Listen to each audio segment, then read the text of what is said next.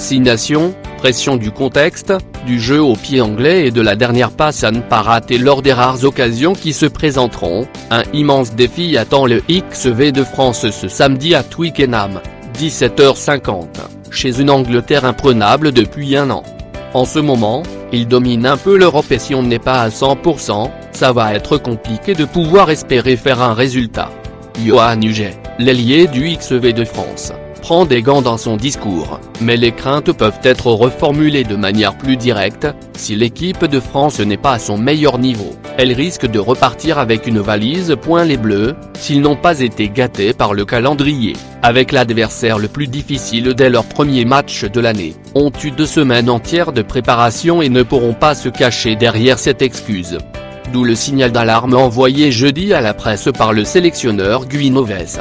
Honnêtement, je n'ai pas encore ressenti que notre équipe était étincelante, je ne la vois pas à son niveau de novembre, a glissé le sélectionneur, inquiété par le nombre de ballons tombés durant les entraînements cette semaine. Il faut quand même prendre conscience qu'on va taper sur du dur, a ajouté le Toulousain, réclamant à ses joueurs de se tourner vers Twickenham. Dans ce stade évolue l'actuelle 2e meilleure nation mondiale, invaincue depuis 14 rencontres. C'est l'aspect du jeu anglais qui suscite le plus de craintes, le jeu de pied de pression, leur arme fatale selon Galficou.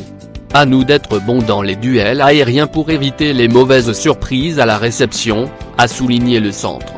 C'est sûr que les Anglais en abusent parfois mais c'est très bien joué et tapé, admet son coéquipier à Toulouse Yoann Maestri. Ils mettent énormément de pression dessous, à la réception, renchérit le 2e ligne, qui demande aux arrières de ne pas trop s'exposer dans les relances. Sur les premières intentions, ils jouent direct et après si ça n'avance pas, ils ont un jeu au pied offensif très performant, abonde Huget. À nous d'être propres sur ce 3e rideau pour pouvoir sortir et donner de l'oxygène à nos avants.